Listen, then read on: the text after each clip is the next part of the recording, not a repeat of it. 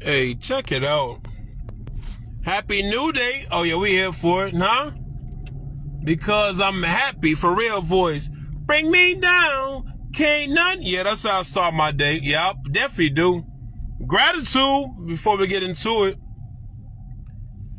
Did you start your day with gratitude? Did you start your day with gratitude? Some of y'all probably didn't. Some of y'all, I didn't have my coffee yet. I ain't get my Starbucks yet.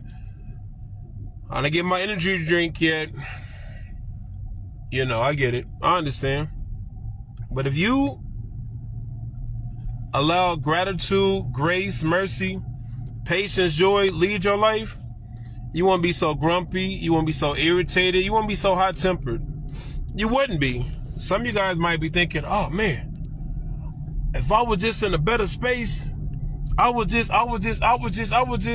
it's always if you was in a better space, you will be this type of person.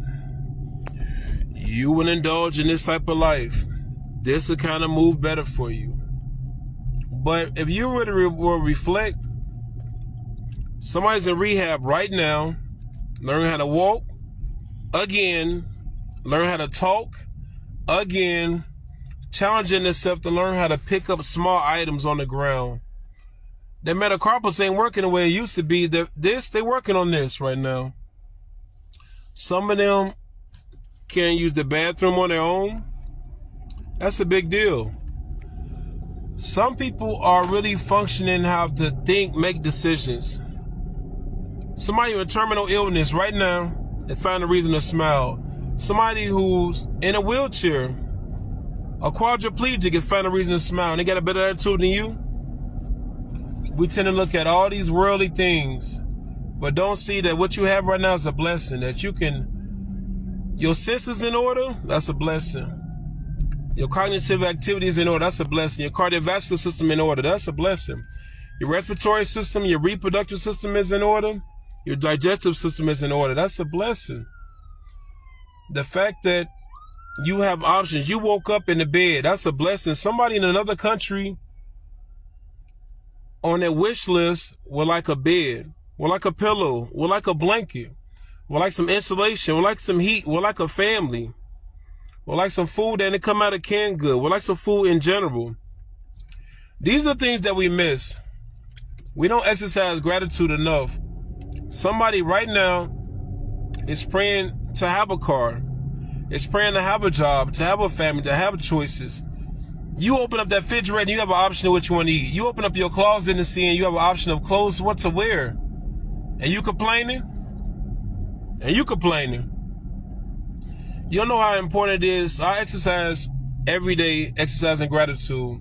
Because I'm being thankful. Because 10 years ago, 20 years ago, I prayed for this stuff. And we always pray for something or gain or manifest something or whatever we like to do. And then we get it and we're still ungrateful. We got to change that. You will have a better attitude. Your perspective is either a passport or a prison. How you think is going to either free you, liberate you into a better situation, or imprison you into your regular thoughts. And then you're going to be grumpy and ungrateful. But then if you lose it, go to a children's hospital. Go talk to somebody who's just getting out of jail. Go talk to somebody who's in jail for life. The conversation will be different. You see homeless people outside. You have a phone. That's a blessing. We have no idea of the things that we yearn, that we push towards, that we should be thankful about. I'll be thankful. Simple things. 5 things you could be thankful about, like me. A hat, clothes, insulation, a car, socks. That's a blessing. I can breathe on my own. Somebody's breathing through a defibrillator right now. But we tend to miss all these things, right? We tend to miss all these things. And I've noticed that us as people, we have a thing where we love to celebrate the superheroes. You know, we love the Supermans when we was kids, or even as adults. We love superheroes. But them superheroes, for example, Superman. Everybody loved that he saved the day, but he can't let nobody know that he's Clark Kent. He can't let nobody know that he like Lois Lane. He have to continue to mask himself. But I notice us as people, we have a tendency to love people who hide their identity. Message, that's a lot of us. That's a lot of us. We're going to do some reflecting today. I'm here for free night. Now, I'm going to be an example, though, because I want to show you what transparency look like. I know a lot of men, males, hustlers, big bros, hustlers, lions, whatever they want to call themselves, have a trouble when it comes to being reflective, being humble, being grounded. Being humble and being grounded, like, for example, when I was in management, I used to always ask people, what's your biggest weaknesses? You know what they'd tell me? I work too hard. Or I buy too many shoes. But if I reverse the roles and a person asks me, what's your biggest weakness? I would tell them that I would confuse my value with my worth. That's a big weakness of mine. That I let my intelligence make me think I'm a god, that nobody can tell me any wrong. Another biggest weakness that I suffered from in my life is that I let my ego sometimes drive me into making impulsive decisions. That's what reflection look like. I mean, that's what being original looks like. Establishing your weaknesses. See, us as men, people period, but I'm talking to men mostly. Once you start to identify your weaknesses, like me, I had identified when I was young, we're going to get into why I wanted to become a fighter at first. Did you know I used to get picked on? I did. Yeah, they used to bully me. I mean, do me something terrible. Why? Because I was educated, very intellectual, but I didn't wear the best clothes. My clothes came from the Salvation Army. It did. Yeah, it came from somebody else's closet. Is that a problem? No, but that's what my life was. I wore the uniforms. I had Payless shoes. So I got picked on because I didn't think, I didn't act, I didn't govern myself as everybody else. But yet everybody used me to do their homework. And I did my homework. I did their homework for them in exchange for them not to pick on me, in exchange for their friendship. What I say about my self-esteem, I didn't have none. I had low self-esteem. Yeah, I did. It was just real. It was right here. It was up to here. That was a sip. So I was thirsty for attention, for validation, for self-worth, for companionship. I was thirsty for camaraderie. I was thirsty for a brotherhood. So yet I would indulge in things that I didn't like, things that I didn't approve of, that went against my principle, because I wanted to be in the in crowd. I wanted to be like, I wish that I could be like the cool kids. That was me. And I did that for so much. And then, by me being a mama's boy, and me not having some stable male figures in my life, I was a chameleon. I was never myself. Back to being original, back to superheroes. I carried a filter way before Instagram. I hid my feelings. I hid my true thoughts. I wasn't being original. No, I wasn't doing that. And then along the way, when I started learning to defend myself, we're going to say defending myself first. I learned how to fight. Boom, I learned to defend myself. Great, right? Seemed like a good story. But you know what happened afterwards? I started to become a bully. I started to bully bullies. Then I started to bully anybody. So I started to bully anybody who didn't agree with me. I started to bully anybody who held me accountable. I started to bully anybody who reminded me of a person that was hurtful in my past. And they probably was helpful. But because I can fight, guess what I did? I abused it. Yeah, I abused it. So with that being said, I got into a bad situation. Things got rough for me. Later on, I become a fighter. Now, originally, a lot of people say they want to become a fighter because they want to make money. My goal was, I had people in my family that was drug addicts, and I wanted them to get them out the streets. I wanted to get them away from that life they was living. I wanted to stop.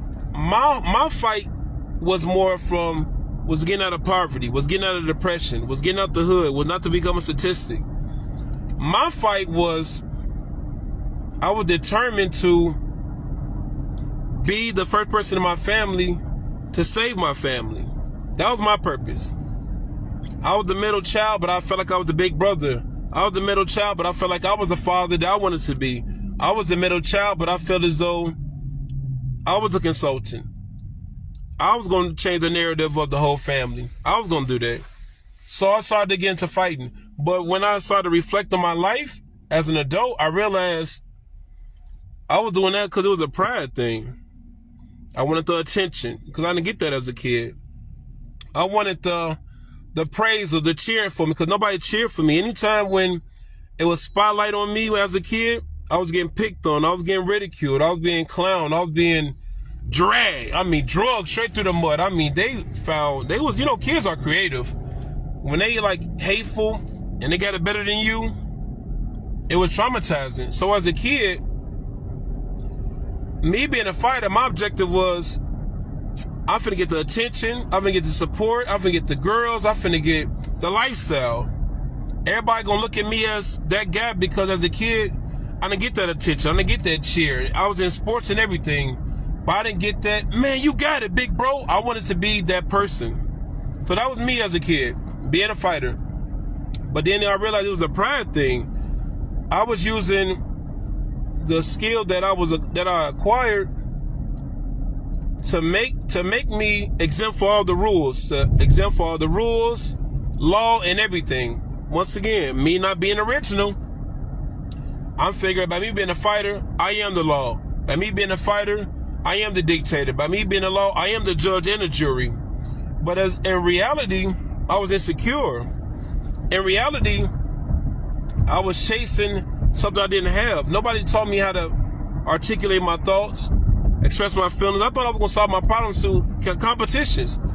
Build after build, trophy after trophy, medal after medal. But yet I'll still go home and I was addicted.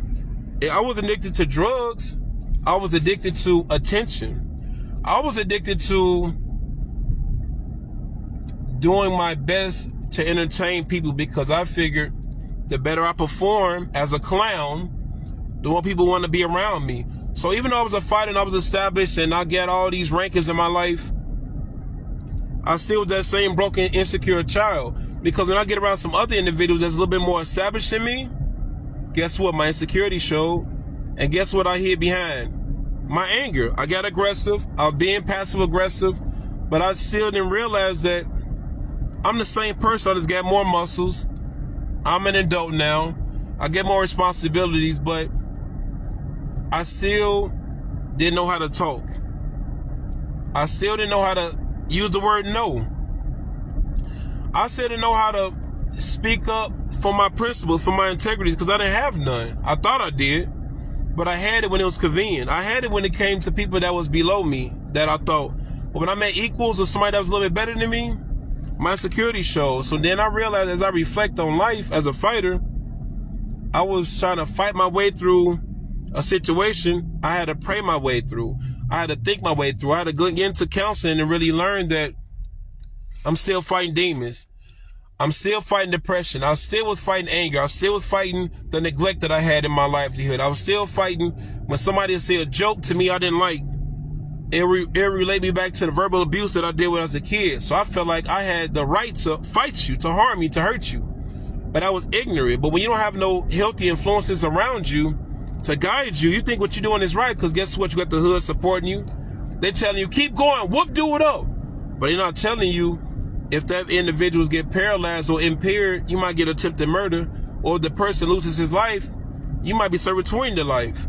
They're not going to tell you that you're going to lose your family, you're going to lose your freedom, everything. It's all about support. So when you about being original, when you got to be careful about getting into that limelight, because us as fighters, people teach, our goal always to be to get into the limelight.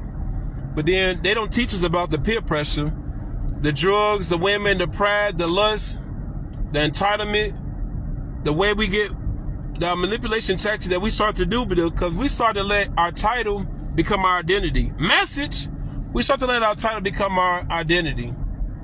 And then we suffer from that.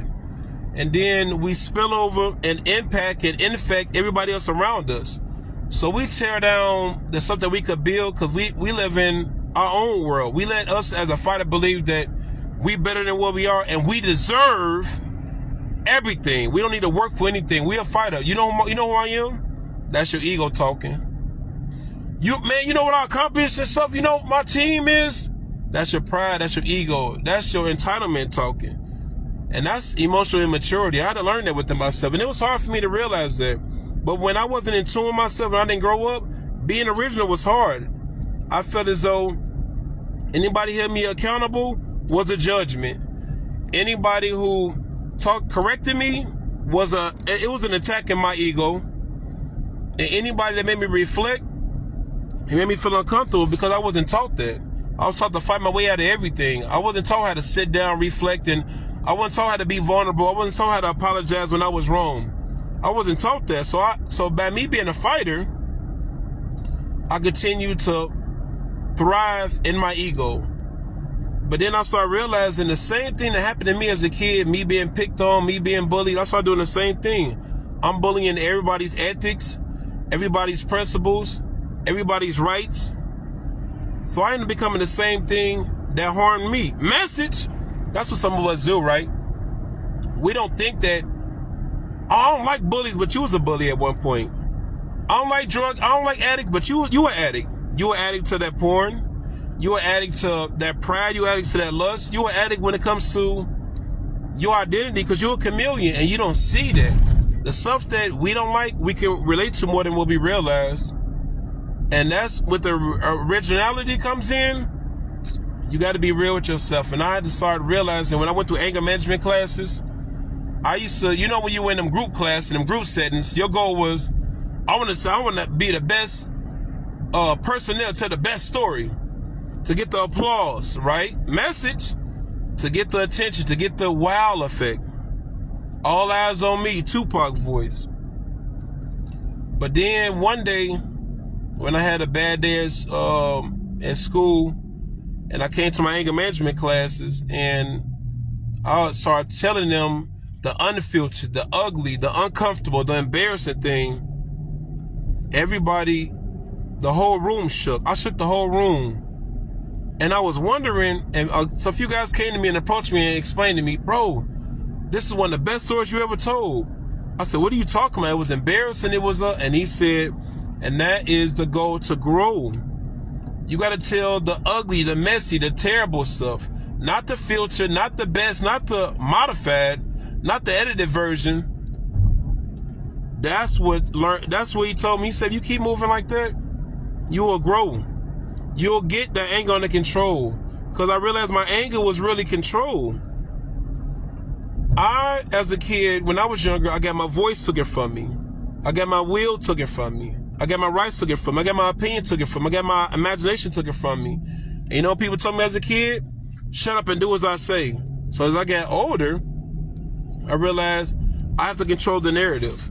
I have to control everything for things to be at peace. So when things wasn't in control in my life, anxiety erupted because me trusting somebody else, I gotta get the job done. But it was really fear. The anxiety, the anger thrived off of my fear. I was in fear of trusting somebody else. I was in fear of giving up my power.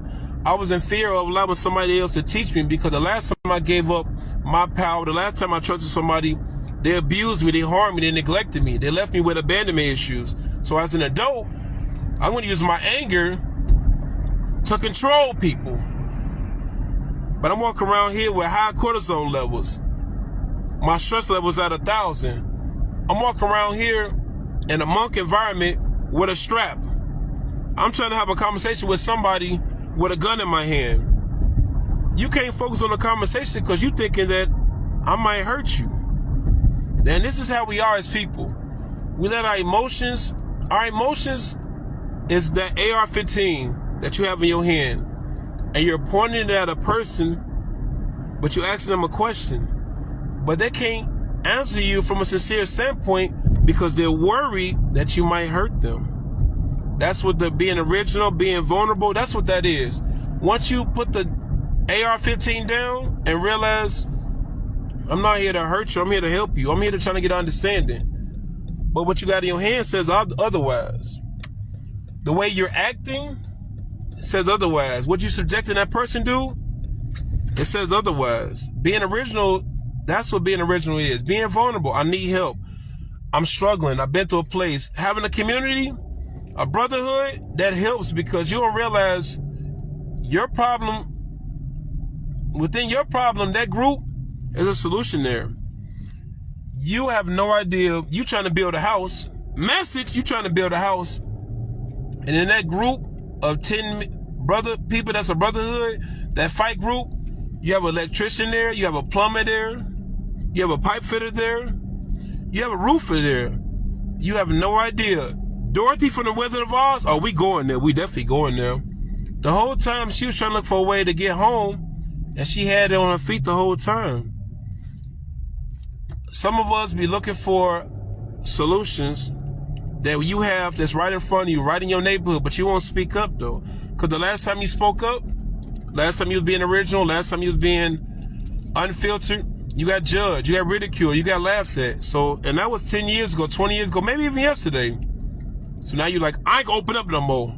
I'm not gonna be this way no more. And at one time when you don't open up no more, could be that exact opportunity, that exact blessing that you need. An opportunity may not come from a friend, and it may not come from a family member. It may come from a stranger. It may come from an old coach, somebody in the work environment, establishment, whatever. But you and that voice, you gotta get that voice back, big bro. Anger and silence is not our only emotions.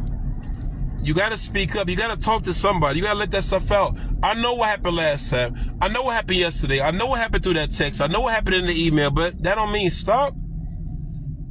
When I hear a no in my life or something goes on, I hear not yet. I hear I'm still being pruned. I'm still being prepped. I'm still being developed. So when I get that yes, or when I get that opportunity, or when I get that blessing, when I get those tools, I can propagate what I need to. And that's what being original is being about. Opening up, you gotta open up. I know it's hard because you don't know how, you don't know where to go. But you know what to do though, because you do it in your drinking, you do it in your smoking, you do it in them excessive video games that you're playing. You're escaping from something. What you running from?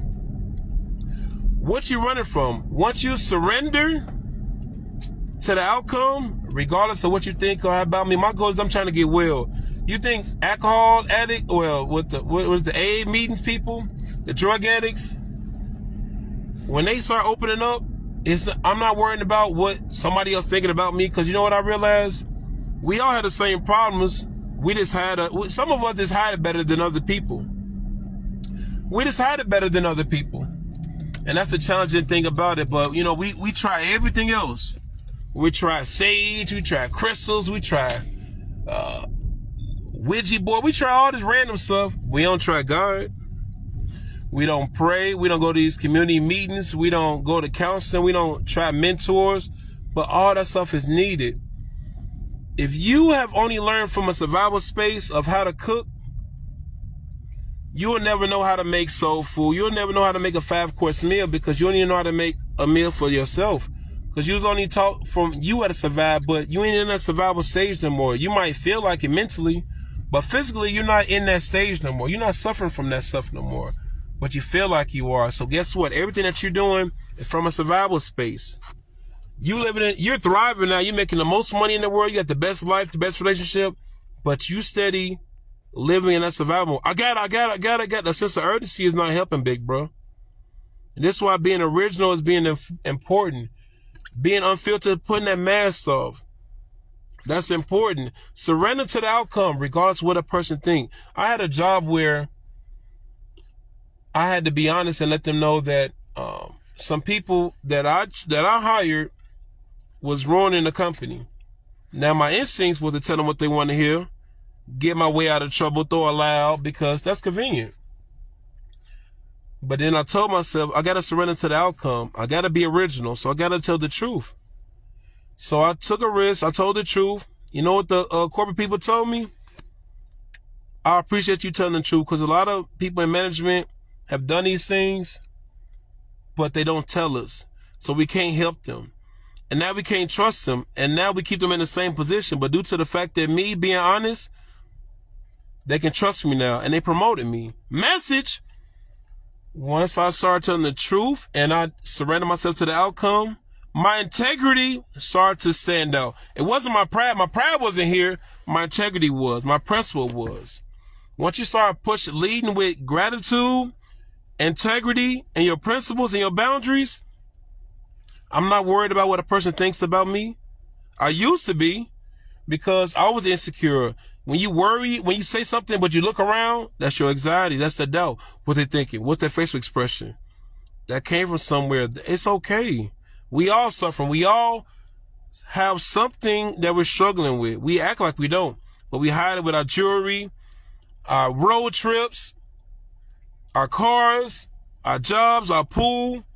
Whatever you have that you pride yourself in, you think by putting that hat on, by putting that chain on, by putting that purse on, them shoes on, that make you somebody. But who are you? Where's your character? Your character is how you think, how you feel, and how you behave. So how you think about yourself. Like, ask yourself that. How do I think about myself? Not what everybody else think. What do you believe? How do you feel about yourself? Not when you achieve a goal, that's in general. And how do you behave? Because that's going to be the final result. How you acting, showing that what you're suffering from is the relationship with your mom, your dad, your girlfriend, boyfriend, your husband, your wife, your friends, whatever. Something happened. You got to go back into that place where, who did I first see get upset? I want to see that first person, how they handle stress. Because those as kids, this is what we do. We look at the first person that we notice that handle stress, depression, losing a job, losing a family member. We emulate that. We don't see that we do. There's acquired behavior and there's ascribed behavior. Acquired behavior is what you're born with from the DNA strands. Acquired behavior, what you know, is what you picked up from. What you notice somebody that you do, that you inspire, that you look up to, that nurtured you. And you picked up that. And now you made it, you think that's your identity, but no, you rented somebody's identity, somebody's personality, because that's not how you really feel. That's what you learn to do. You learn that. The goal is to unlearn them bad patterns, relearn some new patterns, and transform into the person that you need to be. Once you start to do the uncomfortable work, because as I titled this, being original, surrendering yourself to the outcome, and doing the uncomfortable work, doors going to start opening. The boundaries are going to be set. You're not going to have to worry about friends or family or, man, he bogus or she bogus or she. Could they be bogus, or could it be your lack of boundaries, your lack of principles? You don't assess them friends like you do that fruit or that vegetable that you buy. You don't assess them friends like you do when you buy a car or when you look for a job. You look for qualification. You're looking for a benefit. Friendship, the same way. A relationship is the same way. That job, you want to make sure the pros outweighs the cons. Because if they like both in the even, this is why you keep doing drugs. This is why you keep drinking. This is why you keep going to the strip club. This is why you keep going to everybody's section in everybody's club. This is why you keep going to all them restaurants. You're doing too much. You in the gym 5 times a day. What you work? You Olympian? Olympians only work out that much. This is what we do when you find yourself you are obsessed with the wrong things. But if you start to be obsessed with praying, if you start to be obsessed with reading, if you start to be obsessed with helping, community service, what helped me become a better person and reduce my pride was me volunteering, me coaching, me helping the youth, me helping people that have my problems, Because even though I have every day, don't think I'm any different from you. I'm going through the same situations. I just have tools and I have measures that I apply on a daily to make sure it don't consume me. You know, we don't talk enough about what we need to be, what we need to do about ourselves. You know, we talk image-wise, but we don't get vulnerable. We don't talk about, damn, I had pride issues, I had insecurity issues, or I had insecurity issues because my mom made me feel like I never did enough. And I did everything I could, and I was chasing her approval. So I went from being a parent pleaser to a people pleaser. I want you to believe in me the way I need to believe in me. So I need you to look at me the way I look at myself, but I'm looking for you for approval. My character was here way before anything. Who I ascribed to be My destiny was hit way before you. I don't need you to approve, to affirm who I am, because I didn't get that support, that positive reinforcement, that good job. I only got a good job when I performed. So guess what I continue doing? Okay, I got to get into this, do that, do this, because I'm still chasing that high as an addict would. So in more than one way, you got something in common with an addict more than you believe in. That heroin addict, that crack addict, you got a lot in common with that. And I had to realize that I was negative. I was insecure. I was passive aggressive. I was jealous. I was envious. I was all of that. And then when I realized I was all of that, I started fixing the fact of, how can I make this a lie? How can I make this fiction? How can I erase this out of my database? So every day I work on this, like how you eat. You don't eat once a week. You don't drink once a week. You don't use the bathroom once a month. So why is it you only praying once every so often? Why is it you only reading counsel? You're not looking for help, but we jump on here. We look for different workout regimens to do that we never do, different jobs that we go on plateau, different courses that we set up on, but we don't look to how to reduce my pride, how to help with my stress management, how to heal from my traumas, how to forgive people. We don't look up them things because that's boring. But then you don't realize you're stunning your own growth because you're not being original. You're not surrendering to the outcome. That's where your integrity comes in. Being original is being at a judgment-free zone. Like when we gotta start being original, sidebar, reflecting. That's important too. Me as a coach, I had to realize as a coach, I had a tendency to make fun of people. But then I had to realize when I was young and I used to be picked on, they used to make fun of me too. So as a coach, I had to realize, hold on, I was that weird kid. I was that smart kid. I was the kid that isolate. So me making fun of them, I'm doing the same thing that I suffer from. So I had to check myself. And guess what I did? As a man, because this is what we do. This is what I do. I went to that man and I apologized to him. Hey, my fault, bro, for clowning you or whatever. And I should have done this different because guess what? I clown him in public. So guess what? My apology was just as loud in public, around people, not in private, because I knew I was wrong. And that's what reflective feels like. Just like in other moments. I had a moment where I will cut somebody who hit me with the truth. So I was trying to find the worst thing I could say to make them feel less. But I realized when I was young, every time I asked a question, I got abused. I got harmed. So then I had to learn I'm doing the same thing. Now I got physically abused, but I'm verbally abusing this person. And in the brain, it feels just the same.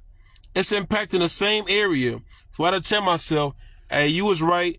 I got insensitive. Because sometimes when we have arguments, us running away is not helping the situation. We swear up and down.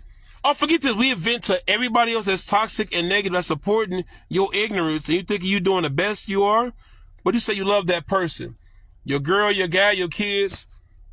Or you respect your boss or your coworker.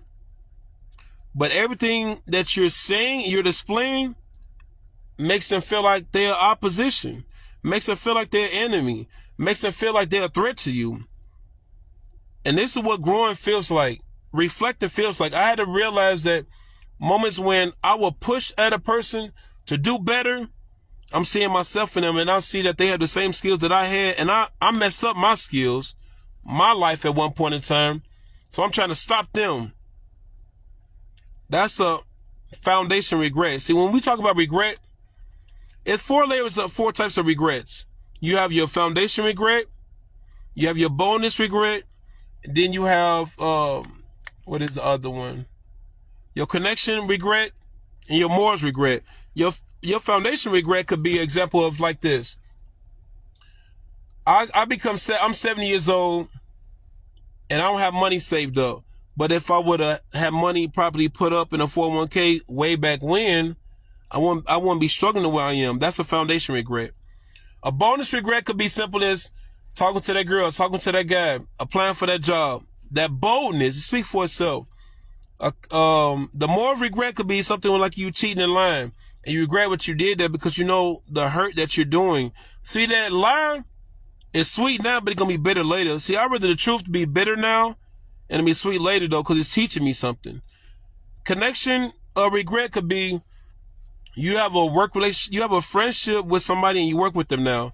And now due to something at work affected y'all relationship as friends, now you just threw away the whole friendship. On the inside, You don't miss a work relationship, but you miss the friendship.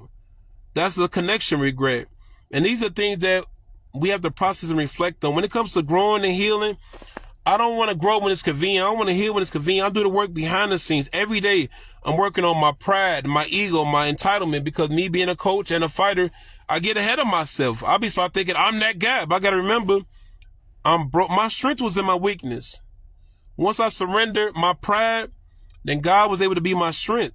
Once I was weak and I let that be known, he put that strength in me. He gave me that guidance. He gave me that courage. He gave me that confidence. He trusted me. It was the right nurturing, just like a diet. You start eating food that tastes good, but it's causing your arteries to clog up. It's causing you to be congestive in so many ways, getting inflamed. But you eat the healthy foods, right seasoning, you start seeing you sleeping better, you eating better, you operating better. That serotonin levels, which starts in your gut, it moving better. And that's what I had to learn. When you do things from a survival standpoint, you live through life, it could be just as equivalent to a person who's in a suburban neighborhood, but they have a Section 8 mindset. So guess what they treat a suburban like? The hood, walk around with a gun, with a gang of people, loud music, being disrespectful, over the top. Hold on, everybody around here is respectful, on point, and they support you. They're knocking on your door not because they want to beat you up. You left your doors unlocked. They got a package for you. And when you're not used to that stuff, you thinking, man, what they on? Because you in that survival mode still. And this is where the being original plays a big role. This is where surrendering yourself to the outcome is in integrity. If you like me or not, I don't care.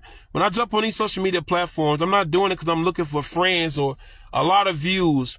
God put it on my heart, and we don't talk enough. I'm here to teach men how to be men, help you deal with your therapy one-on-one, deal with your traumas, your setbacks, your ego, your fears, your relationship, you as a father, you as a mother, because we talk about everything else, but not what's healthy. How can I be a better father? How can I be a better mother? How can I be a better man, woman? How can I make better decisions? How can I establish boundaries? How can I enforce principles? How can I learn how to forgive? How can I learn how to apologize? Those be the things that we don't talk about enough, though. We promote all the drama. They got 1 million views, but then conventions you're not going to, churches you only go to when you struggle, or synagogues or temples or wherever. You only come around people just to gossip, but you want to talk about the gospel? How about y'all start focusing on what you're thankful for, what you made it through, and where you at now? Because it gives people hope. That's what a testimony is. Everything that we all going through, the Bible is where, if you believe it or not, we're going to talk about it because I'm here for it. That Bible is a case studies of everybody's trial and tribulations, the ones that made it, and they gave God the honor. They gave Yahweh, Allah, Jehovah the honor.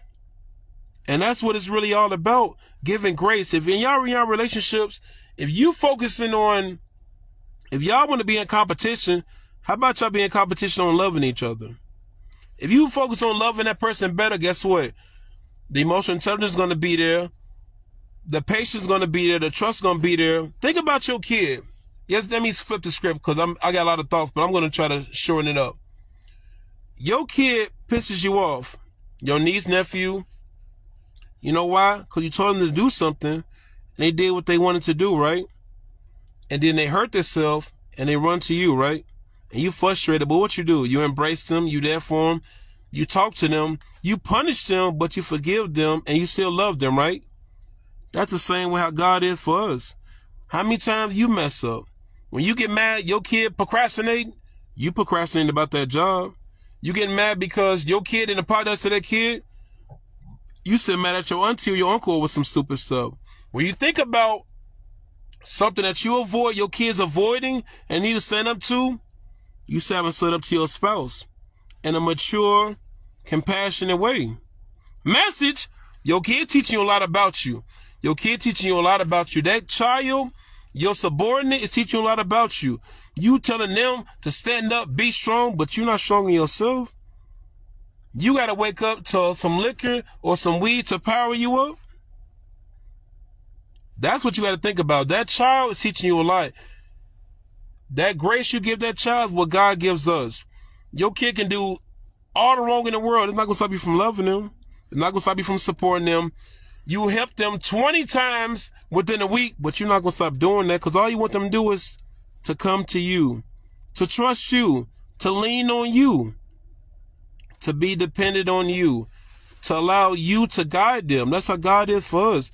So before you get wrapped up with what your kid's doing, you done that or you're doing that right now, whether it's to a spouse, a family member, or to God. So get a little bit more patience and work on being a little bit more original. Surrender yourself to the outcome regardless of how things are going to be. Work on doing uncomfortable work. You don't have to brag and tell everybody, hey, I'm doing this. Hey, I'm doing that. Hey, I'm doing. The same people that's cheering for you is going to boo you. They did the same thing to Jesus.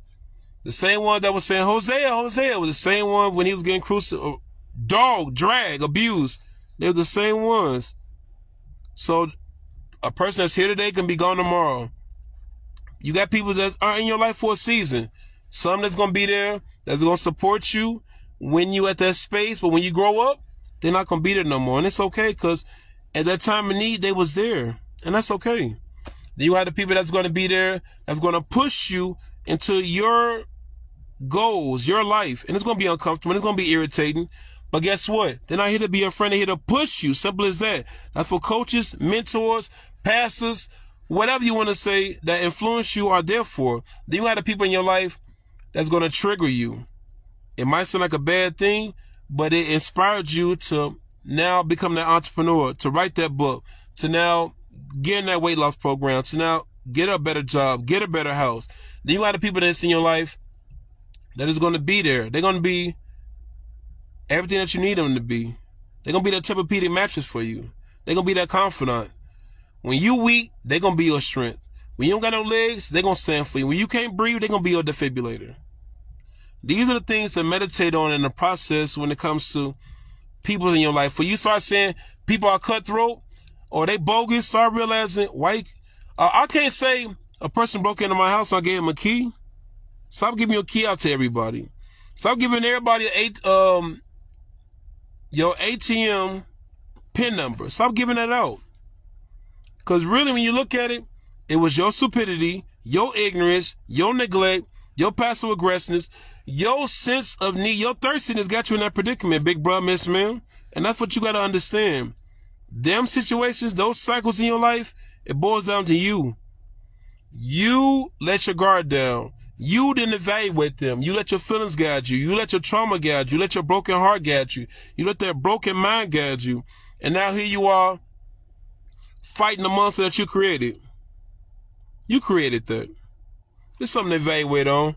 I can do this all day, but I'm going to try to do this in portions. I'm going to probably do another video probably later on at the actions of people that have narcissistic ways, because somebody asked me to do that. So I'll probably be doing that. But I'm here to, if anything y'all want me to speak about or talk about or expound about, if it's tied to social work or therapy or training, that's my scope. Anything that in this depth on any area, it's not nothing I can't talk about outside of those three things. If it's training from a therapeutic standpoint, I got you when it comes to that. I got you. Big business.